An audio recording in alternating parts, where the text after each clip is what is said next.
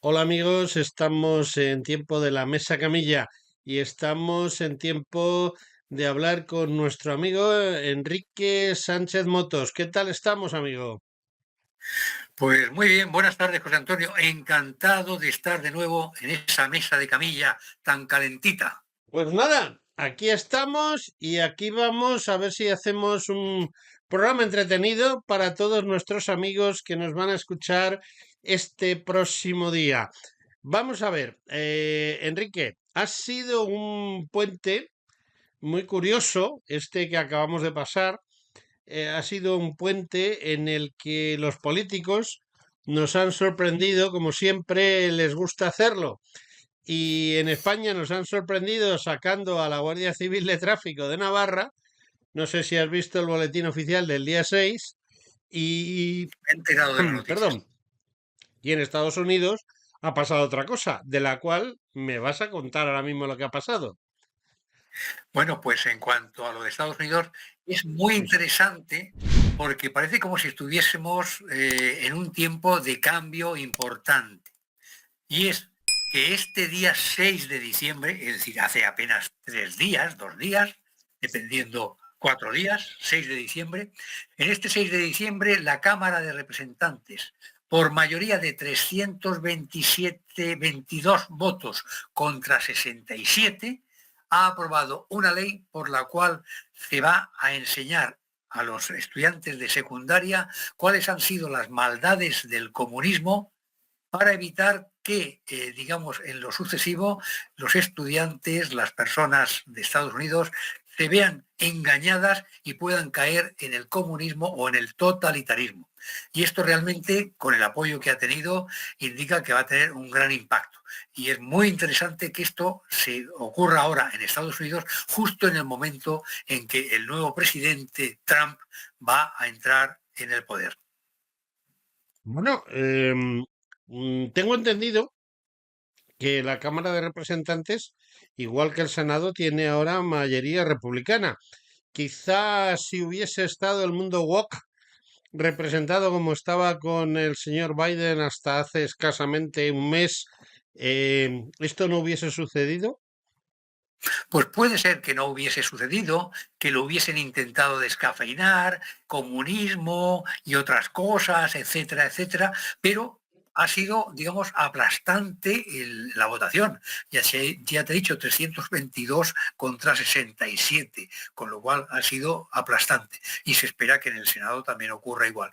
Y lo interesante es que se dice, hay muchas reflexiones de los que han votado a favor del tema, y, por ejemplo, hay alguno de ellos que dice que en 1989 cayó el muro de Berlín, pero no cayó en lo ideológico, que su ideología maligna, la que estaba detrás del muro de Berlín, el marxismo, sigue siendo aplaudido, que es una tesis que, como tú sabrás, pues yo reiteradamente manifiesto en mis artículos, puesto que considero que es así. Y la prueba más evidente la tenemos en España. En España, después de una transición pacífica en el cual Franco murió y se optó por la democracia, no por la vía de la ruptura, sino por la vía de la reforma, de la ley a la ley, bueno, pues hemos resucitado el guerracivilismo con Zapatero y con su famosa ley de memoria histórica, que a fin de cuentas lo que pretende no es otra cosa que lavarle la cara al marxismo revolucionario, que era el que inspiraba al Frente Popular. Y así, bueno, pues ahí estamos. La derecha no se ha ido dando cuenta de lo que era esto, de las tropelías que se hacían al dejar que avanzase el pensamiento en esa dirección. Y bueno, pues nos encontramos con la ley de memoria histórica de Zapatero, que ahora pues Sánchez está inclusive impulsando más allá, y que Rajoy, habiendo tenido mayoría absoluta, pues no tuvo el ánimo de suprimirla. Pero que inclusive, ojo, la ley de memoria histórica nacional tiene también sus versiones aparte regionales. Y por ejemplo en Andalucía hay una ley de memoria histórica de Andalucía aprobada en 2018, justo un año antes de que el Partido Socialista tuviese que abandonar el poder. Bueno, pues desde entonces hasta ahora ha estado de presidente Juanma Moreno Bonilla del Partido Popular, que ahora además tiene la mayoría absoluta pura y dura del Partido Popular, no necesita ni a Vox ni a ningún otro, y bueno, y no deroga esa ley de memoria histórica. Con lo cual, ¿qué quiere decirse? Que el PP aún no se da cuenta de estas cosas, menos mal que la Cámara de Representantes de Estados Unidos aprueba estas cosas que se notarán y que se oirán y que circularán en las noticias y nos llamarán la atención y nos dirán que, ojo, el tema del comunismo no ha muerto aún.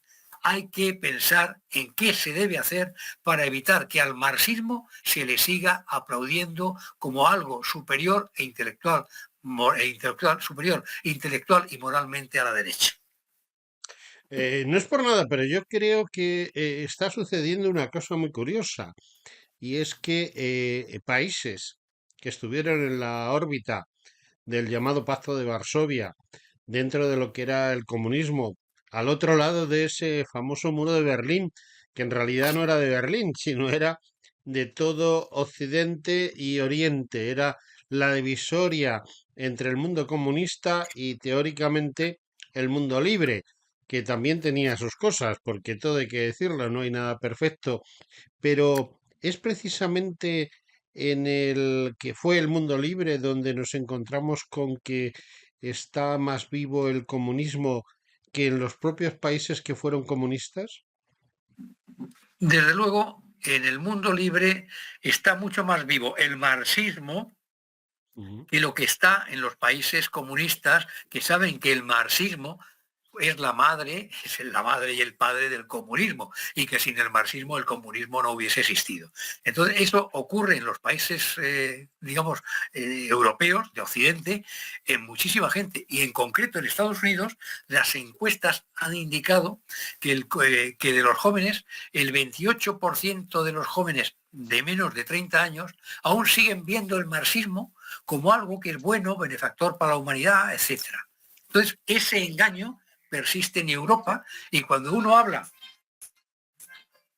de que ha sido marxista o de que es marxista, bueno, pues se le mira pues con una especie de imagen de que, bueno, es una persona digna, una persona que ha estudiado, es una persona que se preocupa por el bienestar de la sociedad, cuando en realidad el marxismo es peor que el nazismo. Y todo el mundo hoy en día condenamos el nazismo, pero sin embargo, muchos menos parece que somos los que somos capaces de condenar al marxismo. Yo creo que la la derecha liberal, básicamente, no ha sabido vender su producto. Y además, no solo no ha sabido vender su producto, sino que ha sido el propio benefactor ha comprado esa teoría del buenismo socialdemócrata. Quizá el término de la Segunda Guerra Mundial, con la derrota del nazismo y con la necesidad de parar ese comunismo que se venía encima, buscó Estados Unidos, buscaron esos miembros de la masonería encabezados por el presidente que había en 1945, quizá buscaron un socialismo light, la socialdemocracia, digámoslo así, como tapón del comunismo más duro. Y eso es quizá el responsable de que nos encontremos ahora con ese 28% del que tú hablabas. Bueno, yo diría que en el caso europeo, digamos, la socialdemocracia vino como consecuencia de la prosperidad de la derecha. Es decir, en Alemania, en la Alemania de Adenauer, en aquella Alemania tenían al lado la parte de la República Democrática Alemana y sabían lo que había allí. ¿Qué pasó? Pues que los votos, obviamente, en la zona, digamos, de la occidental, totalmente dejaron de lado el comunismo e inclusive el socialismo connivente con el marxismo. ¿Y entonces qué pasó?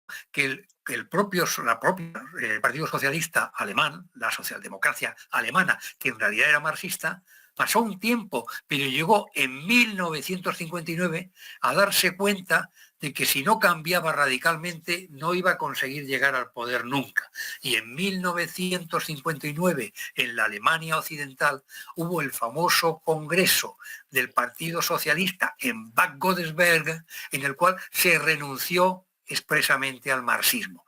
Y entonces ya fue cuando empezó a crearse una socialdemocracia que de verdad había manifestado su alejamiento del marxismo y no compartir en absoluto las tesis marxistas. Y esta fue la socialdemocracia alemana que impregnó a toda la socialdemocracia europea. En España tuvimos una situación un poco distinta. Como en 1959 teníamos a Franco, pues aquí no había lugar a que hubiese ni Partido Socialista, ni Comunista, ni ningún otro partido en ese momento. Pero ¿qué ocurrió? Cuando ya llegó el momento de la transición, pues el Partido Socialista Obrero Español seguía siendo marxista. Pero entonces Felipe González, dándose cuenta de que el Partido Socialista marxista no iba a prosperar y que por otra parte él mismo, Felipe González, se daba cuenta que era un error, que no tenía ningún sentido proclamar ahora el marxismo en España, cuando lo que triunfaba en Europa, en su caso, era la socialdemocracia, es decir, un enfoque social pero que renunciaba totalmente al marxismo. Y entonces, cuando Felipe se dio cuenta de esto, él retó al Partido Socialista y le dijo, si no queréis eliminar de los estatutos el marxismo, yo me voy. No lo quisieron eliminar y él dimitió. Entonces el Partido Socialista Obrero Español hizo un mes más tarde, en el mes de septiembre de 1979, un congreso extraordinario en el cual renunció también al marxismo y entonces fue cuando Felipe González volvió a asumir las riendas del Partido Socialista. Por tanto, la socialdemocracia no ha venido en Europa por una renuncia, digamos, inmediata de los partidos socialistas tras la Segunda Guerra Mundial, sino ha venido por una victoria consecutiva de las derechas, que fue lo que empujó al Partido Socialista Alemán a transformarse en socialdemócrata. Y eso no ha pasado en España. Y es importante que ahora que tenemos a Sánchez con un socialismo que es evidentemente de carácter marxista, con una vicepresidenta, Yolanda Díaz, que ha hecho un prólogo elogioso al manifiesto comunista hace año y medio, pues ahora que tenemos eso, es el momento de que la derecha vuelva a reconsiderar las cosas y se dé cuenta que tiene que enfrentarse de entrada al marxismo de este Partido Socialista y de esa izquierda. Y decirle que si usted me llama a mí franquista, que sepa que yo prefiero ser franquista a ser marxista, porque los marxistas son los que apoyaron a la Unión Soviética, a todos los países de Europa del Este, a la China comunista, a la Corea, a la Cuba y demás. Por tanto, no me dé usted lecciones de democracia si usted no renuncia primero a todos esos marxismos. Bueno, esto que me estás contando es curioso porque ciertamente en Suresnes, que fue donde se hizo ese congreso en el cual parece ser que los socialistas renunciaron al marxismo, sin embargo han No, no, vuelto no, hacia él, no, no, no, ¿no? no, no, no fue ahí, no. ¿No? En Suresnes únicamente optaron por un nuevo candidato que era el joven Felipe El González, joven en lugar Felipe, de los ¿no? antiguos. Ujú. Pero no renunciaron al marxismo. Fue cuando volvieron, ya cuando se implantó, se autorizó el Partido Socialista en España y ya estuvo como un partido socialista activo, cuando en 1979 Franco había muerto en 1975, el Partido Socialista ya estaba legitimado desde hacía 2 o 3 años, y entonces fue cuando entonces Felipe González dijo que había que renunciar al marxismo, entre otras cosas también porque la socialdemocracia alemana de entonces le dijo que si quería recibir financiación de la socialdemocracia tenían que evidentemente ponerse en el lado de los socialdemócratas europeos que habían renunciado al marxismo. O sea que no fue en Suresnes, fue en España, en Ujú. donde se produjo ese congreso en 1979 que permitió la renuncia al marxismo. Otro caso interesante relacionado con lo que nos estás diciendo, y antes de que volvamos a Estados Unidos para repasar lo que ha sucedido en el Congreso norteamericano, es el caso del eurocomunismo. Nos encontramos con una serie de protagonistas en los diversos países, aquí un tal Santiago Carrillo, en los cuales estos protagonistas, ante la visión de que los socialistas les están ganando la partida con esa renuncia al marxismo, pues entran en una vía europeísta que digamos que no es que sea una renuncia formal, pero sí una renuncia de cara a la propaganda o a qué jugaban con ese famoso eurocomunismo. Bueno, ellos jugaban a hacerse pasar por un comunismo moderado, un comunismo que ya no era comunismo, que bueno, lo que creía es que había que ayudar más a los trabajadores y demás, pero nada más. Ante eso, sinceramente, la derecha siempre ha sido muy pacata. Ha debido decirme usted puede ser europeo, pero eurocomunista no tiene ningún sentido que con eso usted me pretenda decir que ya no es comunista, porque quite usted la palabra comunismo y fuera. Tire usted el capital de Marx a la basura y fuera. Tire usted el manifiesto comunista a la estufa y quémelo. Y si entonces ahí hablamos, que a fin de cuentas, tirar el capital de Marx a la basura es lo que hizo en 1978. ¡Qué casualidad! En la época de la transición española. En 1978, Deng Xiaoping, que lideraba la China, hizo algo parecido, pero prácticamente no tiró el capital de Marx a la basura, no tiró el manifiesto comunista a la basura, pero creó lo que era el socialismo a la China. Y el socialismo de mercado a la China implantaba el mercado, cosa que denostaba el capital de Marx, la propiedad privada, cosa que denostaba el capital de Marx, y la iniciativa privada, cosa que, contra la cual luchaba el capital de Marx. Es decir, tiró el marxismo por la vía práctica. Y entonces esto fue lo que hizo China justo en el momento de la transición española.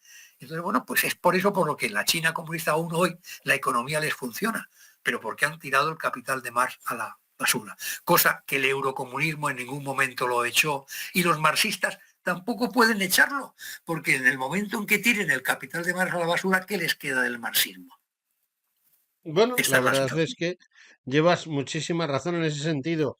El caso de China es un caso muy curioso porque ellos jugaron inicialmente a un sistema a dos velocidades, cosas muy extrañas para justificar poco a poco ese cambio y nos hemos encontrado que ahora mismo la China, llamada comunista, la China continental, pues de comunismo me parece que ya tiene muy poquito, ¿no?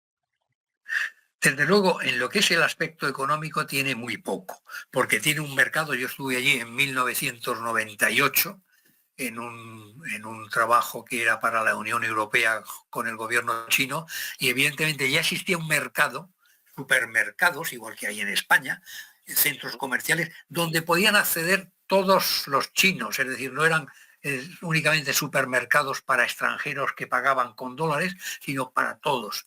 Lo que quiere decir que ya el mercado funcionaba allí. Por otra parte, la propiedad privada fue fundamental en China, porque sin propiedad privada pues no había forma de que las cosas funcionaran, y allí se implantó la propiedad privada y también la iniciativa privada, que va junto con la propiedad privada. Entonces allí hubo un cambio ya, poco a poco, paulatino, que sigue el Partido Comunista teniendo las garras encima de todo, pero al mismo tiempo es tan inteligente como decir, yo soy comunista, pero el motor del barco tiene que funcionar, y el motor es la economía. Y entonces, bueno, han hecho esto y gracias a esa economía, pues están en la posición que están. Pero yo soy de los que piensa, probablemente lo pensemos pocos, que esta economía china de mercado con propiedad privada e iniciativa privada son los pies de barro del comunismo en China.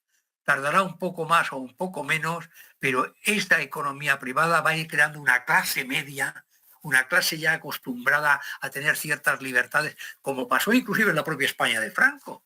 Entonces, en esa clase media ya se fomenta mucho más el poder hablar, la libertad, y probablemente eso serán los pies de barro del comunismo en China. Va a ser difícil, pero creo que eso está yendo por esa dirección, en esa dirección. Volviendo, volviendo a lo del pasado día 6, yo he leído un material que tú me has pasado que está relacionado con eso que se ha aprobado y me llama poderosamente la atención porque es muy beligerante. Es un texto relativamente corto, pero un texto muy beligerante en el sentido de que, digamos que ataca directamente al comunismo calificándolo poco menos que de un sistema asesino y de un sistema cuyo único fin es tener cogida a la mayor parte de la población y que haya una mínima parte de esa población, la que pertenece al Partido Comunista o al Partido Marxista que esté en el poder, y en definitiva es una dictadura. Y yo creo que la verdad, lo que se pretende es que la gente sea consciente de que estábamos dentro de una ventana de Overton ya, en el sentido de que el mundo woke, si hubiese ganado las elecciones la señora en cuestión, esa señora que dice que es negra, en realidad lo que es India, pero bueno, India de la India, no India norteamericana, porque de esos creo que no quedan muchos. Y bueno, en definitiva, creo que es una buena reacción por parte de los políticos norteamericanos poner negro sobre blanco en este tema para que quede claro. Es decir, que ese 28, ese 30, ese 35% en algunos casos de jóvenes que desconocen la historia del comunismo, pues gracias a esta ley se les obligue casi a que conozcan las maldades de ese sistema, ¿no? Es que precisamente es ahí donde está la grandeza de la ley que se acaba de aplicar ahora. Porque es una ley que no va a hablar de decir, oiga, solamente ha habido muertos, etcétera, etcétera, la economía no funciona. No, no, no. Te va a presentar qué es el marxismo, qué es el comunismo y va a la formación en la etapa secundaria, es decir, entre los 15 y 20 años, por decirlo de alguna forma, se darán ese tipo de asignaturas. Y eso permitirá a las personas entender lo que es el marxismo y evitará que les pase, como me pasa a mí con algún amigo muy querido, ingeniero de un cuerpo importante, que sin embargo, bueno, pues se declara marxista, pero que cuando le dices, oye, pero tú sabes lo que es el marxismo, él me dice, pues no lo sé, pues entonces, ¿cómo te declaras marxista? Bueno, pues entonces esta ley va a evitar eso y va a obligar a que aquel que en lo sucesivo se declare marxista o, digamos, proclive a las ideas marxistas, pues tenga que haber primero sabido, se ha habido enterar de lo que es el contenido del marxismo y luego después pues tener que decidir y discutirlo con sus compañeros de aula y demás. Y ya con esos elementos es cuando con esa formación el marxismo contribuirá a ser erradicado. Porque a diferencia del nazismo que fue derrotado, pues el marxismo tuvo su caída del muro de Berlín en 1989, pero no ha sido suficiente para derrotarlo ideológicamente.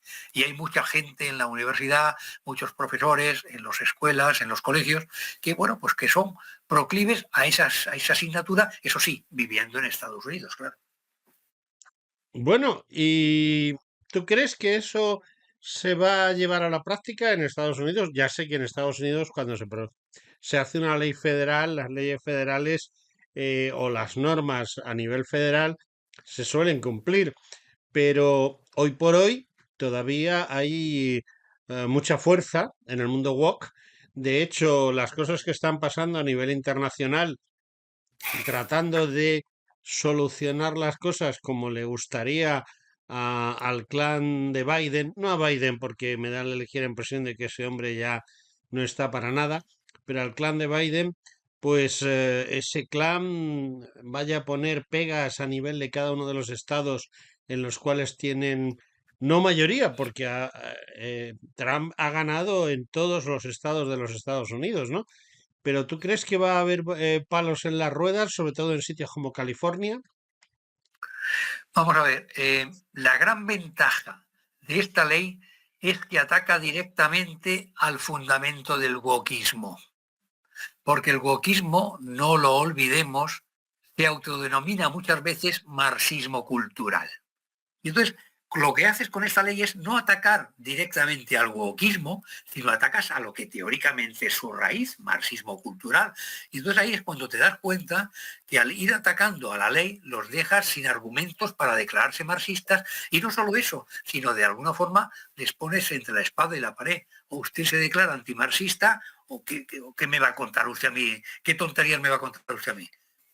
Hablemos de la mayor, y la mayor es el marxismo, que es el proclive la ideología que va a generar o que ha generado siempre un planteamiento totalitario. Y en ese, pues el género, una serie de cosas que se están vinculando al wokismo, pues al final quedan desdibujadas, porque realmente lo primero es asumir que no estás de acuerdo con el marxismo. Entonces después va a ser mucho más fácil, si no estás de acuerdo con el marxismo, pues enfrentarse a esos otros aspectos del wokismo que son un poco más confusos y menos trascendentes. Enrique, yo creo que sí, que lleva razón y además creo firmemente en que en Estados Unidos esto va a funcionar porque digamos que esos experimentos que han hecho en algunos estados han perjudicado gravemente precisamente a la gran clase media. Estados Unidos es un país de una gran clase media, la gran clase media de la que tú estás hablando en el futuro para China y bueno, pues ha descapitalizado, ha convertido en pobres de solemnidad el wokismo de los últimos años de los demócratas, ha convertido a varios millones de personas en de clase media a clase trabajadora y de clase trabajadora a pobres de solemnidad, que es curioso, el país teóricamente más rico de la Tierra pues ahora mismo también es un país que tiene muchos millones de personas por debajo del umbral de la pobreza. Pero mi pregunta es, ¿tú crees que a medio plazo ese América para los americanos, me refiero Norteamérica para los norteamericanos, que va a implantar el nuevo presidente Donald Trump y que va a mover pues ese factor económico con ese cierre de fronteras económicas, refiriéndonos a las importaciones y exportaciones, al proteccionismo y a todo ese tipo de cosas, ¿tú crees que lo va a aplaudir esa gente que se ha visto perjudicada y a la vez esa gente se va a beneficiar de ese trumpismo que se nos viene encima? Vamos a ver, en cuanto a las personas woke, y yo como persona woke calificaría a cualquier persona que se considera partidaria del marxismo cultural, lo primero que les diría es, perdón, el coche va a pasar. Un momento.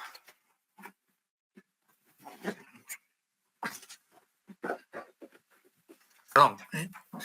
A esas personas yo les diría, lo primero es, usted es marxista cultural, sí. Bueno, usted sabe lo que es el marxismo. Si lo sabe, sabrá que dice que es derrocar por la violencia el orden social existente. ¿Pretende usted aplicar sus ideas derrocando por la violencia el orden social existente? ¿Pretende usted decir, por ejemplo, que el origen del bien y el mal se debe a la aparición de la propiedad privada de los medios de producción? ¿Sí o no? Y les llevo a batirse en el terreno que a mí me interesa, que es el terreno fundamental. A partir de ahí, las demás cosas colaterales se empiezan a descolgar porque tú estás atacando en lo primero. Y entonces, dentro de lo principal, tú tienes la libertad, la opinión. Entonces tú, oiga, vamos a ver, ¿yo por qué tengo que considerar que la homosexualidad es natural? Una cosa es que yo respete a los homosexuales, pero otra cosa es que no tengo por qué considerar que sea natural. Pues yo veo que hay machos y hembras, pues ya está. Entonces, que cada uno pueda decir libremente lo que piensa, entonces todo eso empieza a difuminar esa especie de capillita especial que han hecho los wokistas en torno a ellos y que en la medida en que le quitas su sustento principal, que es el ser de izquierdas y ser próximos a un marxismo cultural, pues entonces los vas dejando sin argumentos y les obligas a entrar en un planteamiento meramente democrático y de respeto a la libertad de opinión. Y entonces el wokismo desaparece. Bueno, vamos a dejar ese wokismo de Estados Unidos y vamos a venirnos a España, si no te parece mal. Estamos viviendo momentos de resurgimiento a nivel de quien manda, de quien organiza el país y bueno, pues espera un segundo. Es que mi cámara no Esto, está funcionando, Ernesto. sí, Ernesto, Bueno, me ha quitado la cámara, es otro que no quiere salir. Me voy. Bueno, Bueno, como quieras, como quieras. nada, oye, que te quería comentar que simplemente, ¿tú crees que aquí podríamos hacer lo mismo o vamos a tener un problema con la derechita cobarde? Hombre, aquí el problema lo tenemos evidentemente con la ignorancia de la derecha actual, que esa ignorancia le lleva a ser cobarde, a creer que el marxismo es una cosa superada, que eso ya es una cosa olvidada, que ya no hay por qué preocuparse de ello, y por otra parte a pensar que, bueno, alguna razón tienen, que tal vez Franco fue un dictador y que ganó la guerra y tal, y que ellos no querrían haber hecho una guerra civil, sino haber resuelto aquello por democracia. Bueno, bien, todos sabemos cómo han llegado las dictaduras al poder en los sitios donde se ha impuesto el marxismo, en Cuba, por ejemplo. Entonces, no nos engañemos, el Frente Popular Español hubiese llevado a España en ese camino, que era el camino al cual lo había intentado llevar en 1934, en la famosa Revolución de Asturias, en el golpe de Estado. Con lo cual, bueno, pues eso está ahí. Y entonces, bueno, la derechita, pues aún parece que tiene miedo a sacar estas cosas como si el contar la verdad fuera algo que impide la paz y el desarrollo. No, es al contrario. Hablar verdaderamente y con franqueza es lo único que nos puede permitir marchar adelante y ser solidarios unos con otros, empezando por respetarnos unos a otros y a nuestras diferentes ideas.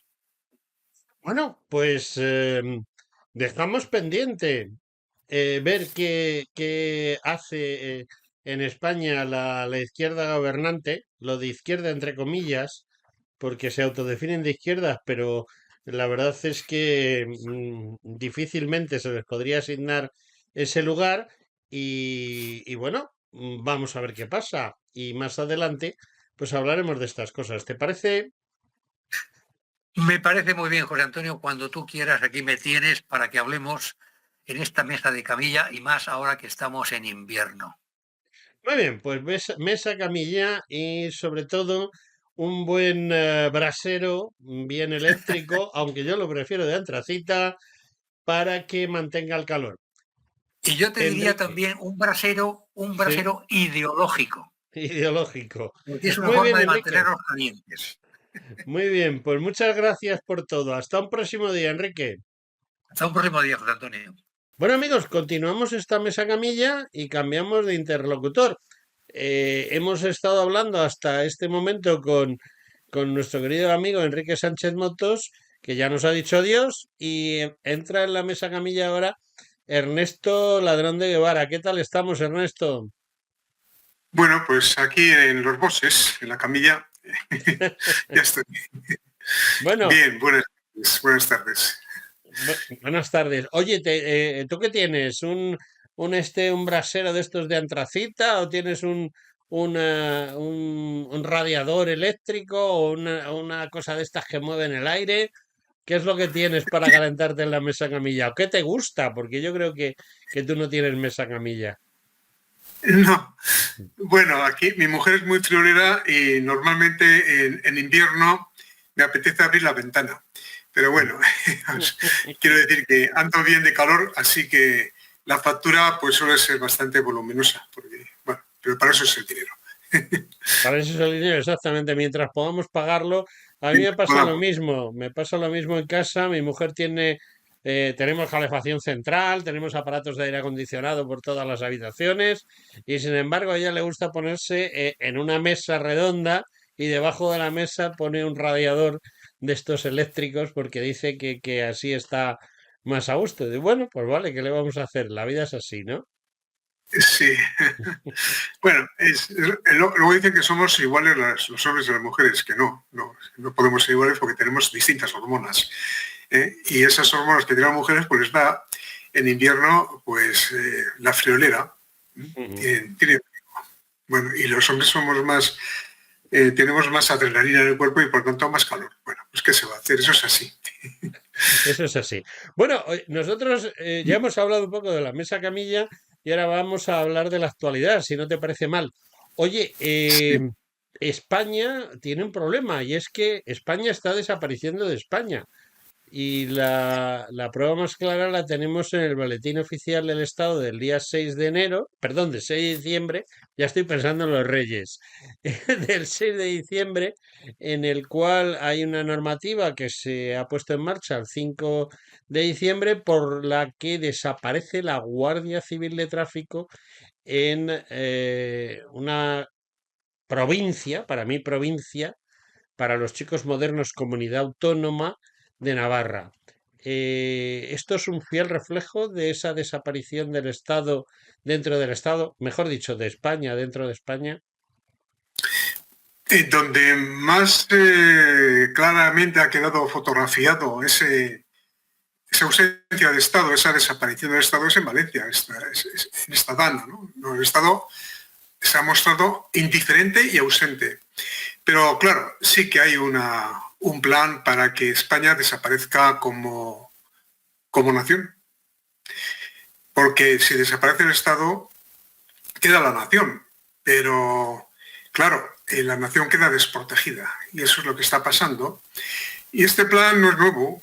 Este plan se pergeñó también en mi tierra natal, aquí en Álava, cuando la Guardia Civil se quedó como una simple presencia del Estado para no sé qué, porque no sé qué funciones tiene la Guardia Civil. Solo sé que tengo amigos, pero las funciones las desconozco. Navarra quiere que sea Euskadi. De hecho, en Navarra ahora está más presente la Icurriña que la bandera de España. Y entonces lo que faltaba a los señores de Bildu lograr era la desaparición de su odiada Guardia Civil. Y yo digo que cuando Bildu quiere que desaparezca la Guardia Civil, algún mérito tiene la Guardia Civil. Es decir, di de lo que se queja el enemigo y te diré en lo que aciertas. Pero claro, este gobierno traidor, ¿qué le vamos a hacer? No es un insulto, es una descripción. Un gobierno que no cuida a su nación, es un gobierno que traiciona a su nación. Pues concede todo lo que le pide Bildu porque es su socio querido. Es decir, que son lo mismo. Bildu y los socialistas en este momento son lo mismo. Entonces quieren destruir el Estado para destruir la nación, que es lo siguiente que queda para destruir al estar ausente el Estado. Porque la nación se tendrá que proteger a sí mismo y los ciudadanos, de hecho, se están protegiendo a sí mismo en la Dana en Valencia. En esa frase del pueblo salva al pueblo está todo definido. Pero también es verdad que quiero decir que es una cuestión radicalmente injusta lo que han sufrido esos pobres hombres de la Guardia Civil en el País Vasco y Navarra y sus familias, lo mal que lo han pasado. El salir la Guardia Civil del País Vasco no es solamente una cosa testimonial o episódica o, en fin, simplemente de imagen. Tiene un valor intrínseco. Tiene un valor intrínseco porque la Guardia Civil era la preservadora de la unidad del Estado. Decíamos hace no mucho que España existe mientras existan dos pilares, que son la Guardia Civil y el Corte Inglés. Ya solo queda el Corte Inglés. Y no sé qué decirte. Y bueno, bueno, no sé, por el Corte Inglés yo no sé si ya, porque ahora vas allí y ves todo en mi tierra, ves la mayor parte de los letreros en euskera. Eso me ha pasado también en otra empresa que se llama Lidl. Me da igual que se cabreen. Están todos los rótulos en euskera. Digo, ¿pero esto qué es? ¿Pero qué lengua hablamos aquí? Por Dios. Cuando va la gente a comprar algo, ¿qué lengua usan? El castellano. ¿Cuántos usan el euskera? Un 10%. Estadística del Eustat. Y ustedes ponen los letreros en euskera. Por Dios, pero estás despreciando a la mayoría de la población, que son tus consumidores. Merece la pena no ir. Y por eso digo que el Corte Inglés todavía sigue sosteniendo un poco la idea de que España existe, pero por el letrero nada más. Entonces, esto va a llegar un momento en que la gente nos tendremos que poner pie en pared y decir, hasta aquí hemos llegado. Y ese momento está llegando. Sí. Además, quizá lo de el pueblo salva al pueblo es algo muy significativo. El lunes por la tarde, momento además en el que hemos grabado este programa que se emite a las 9 de la mañana normalmente, nos hemos encontrado con que se ha producido una misa en la Catedral de Valencia, en la cual, bueno, pues se suponía que la misa era por los fallecidos, por esa riada, no por la lluvia, sino por la riada de la lluvia que se había producido en las montañas, algo que ha pasado, la explicación ya no ha sido tan instantánea, sino que primero nos hicieron creer que es que había inundaciones porque había llovido directamente en Valencia, lo cual es cierto. Llovió en algunas zonas, pero realmente fue una riada de arrastre que venía desde las montañas, desde la zona de Utiel Requena, incluso mucho más alto, y que bajando por los barrancos arrasó los pueblos.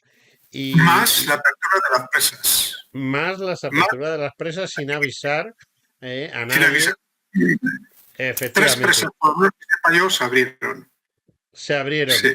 Y que yo sepa, todavía no nadie ha tomado medidas con los responsables, porque hay unos responsables de abrir las presas que tendrá su explicación y a lo mejor no tienen culpa.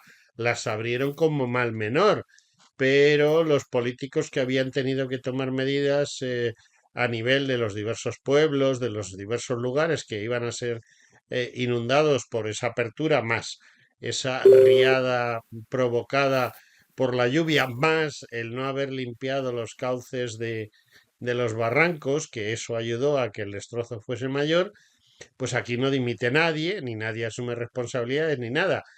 Y hemos visto en la Catedral de Valencia que se ha hecho esa misa homenaje por parte de la Iglesia Católica. Curiosamente, es una iglesia en la que cogen unas 800 personas.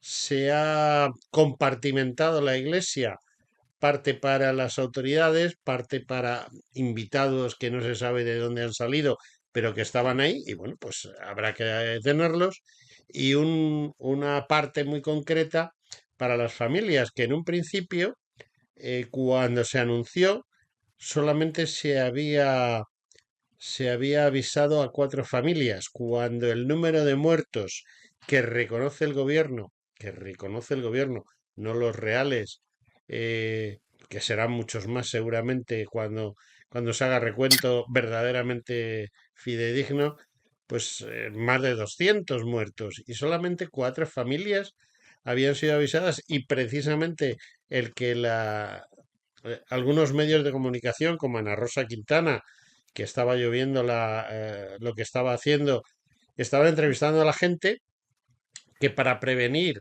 que la gente linchase a los políticos, la han puesto bastante lejos de...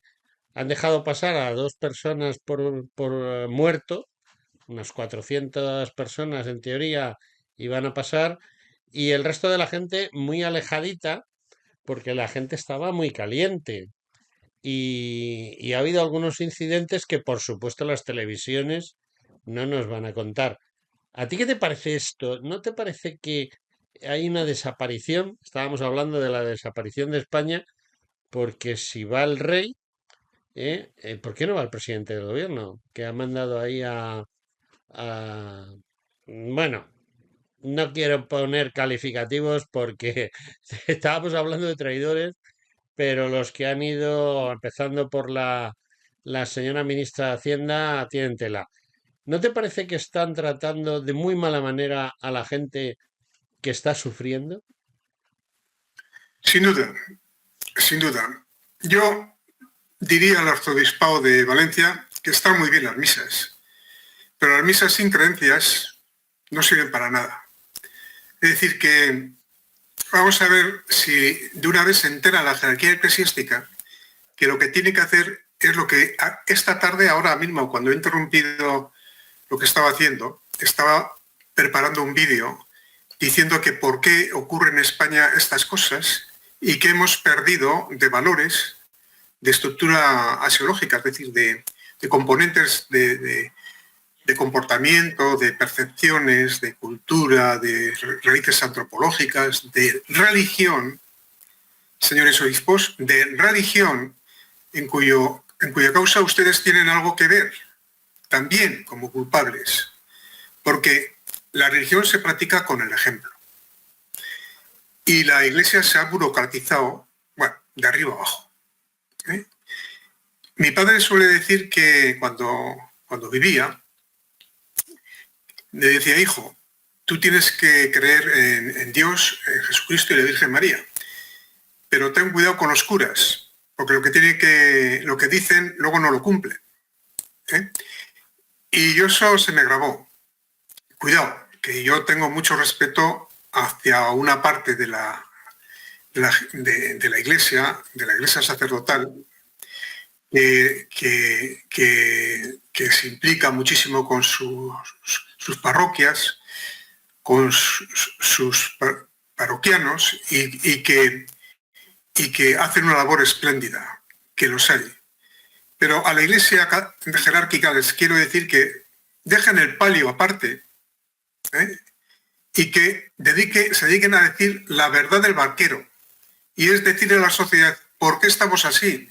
Que hemos perdido en cuanto a los componentes cognitivos, en cuanto a la visión trascendental de las cosas, en cuanto al sentido de la vida, en cuanto a la implicación de los fieles en la cosa pública para cambiar, para quitar la corrupción del medio, que es el pecado capital número 1 junto a la mentira, que es los dos pecados mortales en los que viven y navegan y flotan en esa mierda que es todo lo que está pasando este gobierno, y que empiecen a hablar no como políticos, sino como doctrinarios de la fe. Porque estamos en manos del diablo. En una entrevista que le hice recientemente al que fue ministro del Interior, Jorge Fernández Díaz, en una conversación que cuenta él con Benito XVI le dijo: España es el objeto principal del diablo y se va a meter de arriba abajo el diablo, porque España representa lo que representa, es la cuna de la civilización en el siglo XVI y no se entiende sin el catolicismo y la evangelización, ese concepto de lo que es España. Pues eso es lo que tienen que hacer los obispos y menos, bueno, los arzobispos y toda esta jerarquía, y menos parafernalia política, porque esto es una parafernalia política que ofende a las víctimas, porque las víctimas lo que quieren es ser arropadas, comprendidas, recibidas, amor, comprensión y abrazos. Pero además de eso, ayuda, sobre todo ayuda. Y el Estado y la Iglesia, cuidado, no me refiero a la Iglesia institucional, me refiero a la Iglesia institucional, no me refiero a la Iglesia de a pie, porque he visto curas recogiendo barro, con las sotanas sucias de barro. Esos son los verdaderos siervos de Jesús en la Iglesia de los que sufren.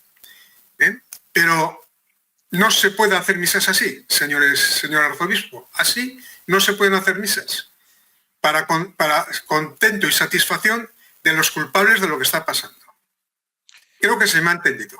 Se te ha entendido. Ernesto, vamos a ver, yo creo que el gran problema es, como decían en el siglo de oro, los dineros.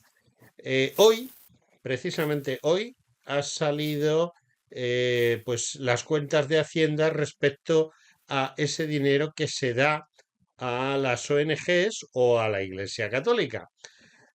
Ha subido la cantidad de dinero que se le da a la Iglesia Católica. De hecho, esa crucecita en nuestra declaración de la renta va a presuponer para la Iglesia Católica aproximadamente, redondeando, unos 750 millones de euros. Aparte, lo que se le da a Cáritas, que entra dentro del bloque de las ONGs, porque hay que hacerle constar a la gente de que Cáritas ya no es algo de la Iglesia Católica, sino que es una ONG independiente, pero que ha perdido valor económico, es decir, recibe menos dinero precisamente por esa separación entre Cáritas y la Iglesia. Quien más ha perdido ha sido otras ONGs como Cruz Roja y similares, porque hay una cierta contestación. Nos hemos encontrado con que las ONGs se han convertido, igual que la Iglesia Católica, en una máquina de recoger dinero y de pagar ciertos emolumentos, por llamarlo de alguna manera, a su staff, como dicen los yanquis, ¿no? A los que dirigen el cotarro, que se lo llevan crudo, que tienen unos sueldos brutales. Quizás sea ese el gran problema de las ONGs, que bueno, ya no tienen arreglo, o sea, han entrado todas. No conozco ni una sola ONG que no esté en la deriva de me lo llevo crudo, y ahora la Iglesia Católica también está en esa disyuntiva. ¿Qué va a suceder al final? ¿Que vamos a tener que retirar esas ayudas en un futuro de nuestros impuestos? Yo creo que Cáritas es una ONG de la Iglesia yo creo que es la que mejor funciona. Eh, Pero pero tengo que comentarte que Cáritas ya no es la Iglesia Católica, ¿eh?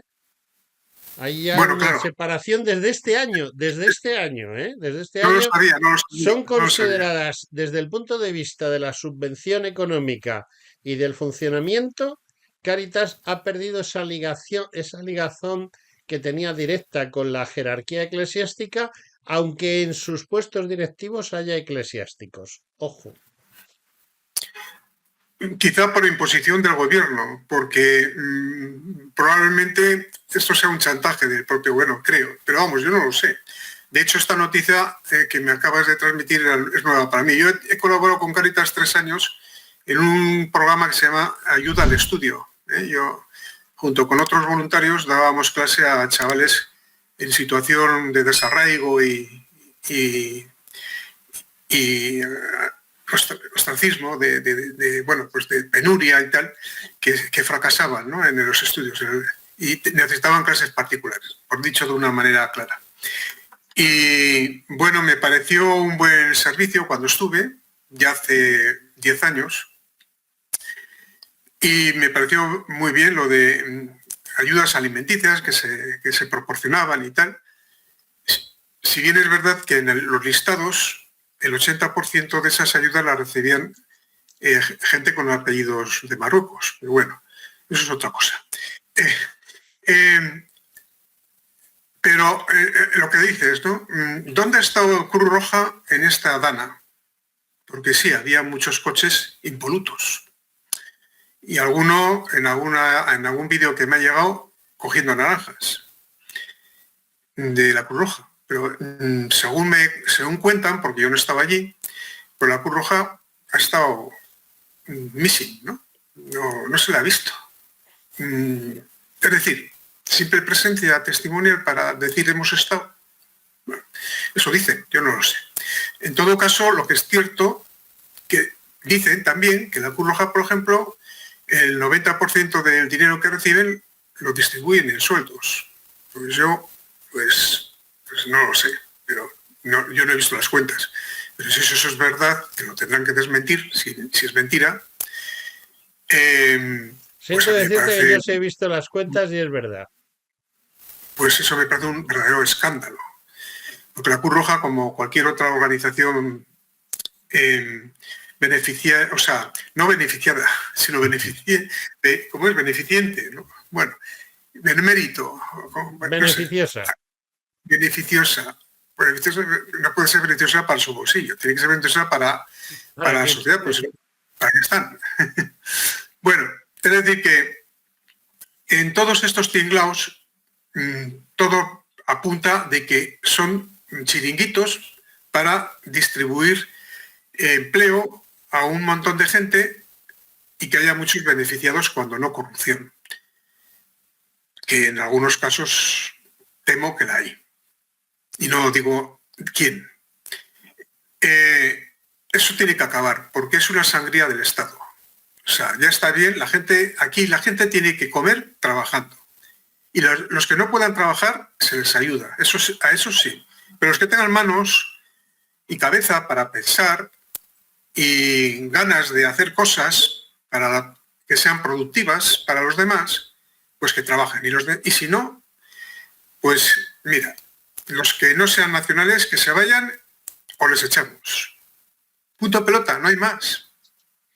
Ernesto, tenemos un problema y es que nos hemos quedado sin tiempo, como siempre.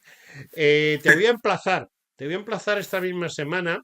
Este programa es el del martes por la mañana a las 9 de la mañana, pero tenemos otro programa los viernes por la noche. Te emplazo y te emplazo muy claramente. Vamos a hablar de ONGs, si no te parece mal, vamos a hablar de las ONGs que salen con los barcos a buscar a esos barcos que han hecho una travesía de una semana y que vienen todos de pie porque no pueden ni sentarse porque no te cogen sitio y que no llevan combustible ni para 4 horas, pero llevan una semana navegando, por ejemplo, y todo este tipo de cosas. ¿Te animas? Por supuesto, yo del plan Kalergi quiero hablar. Pues vamos a hablar del plan Kalergi y vamos a hablar de esas ONGs que viven del cuento, que viven de nuestros impuestos y que además están haciendo trata de personas y trata de situaciones.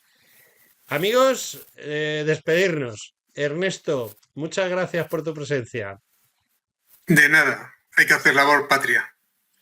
Ernesto Ladrón de Guevara, hasta el próximo viernes por la noche. Un abrazo, amigo. Un abrazo.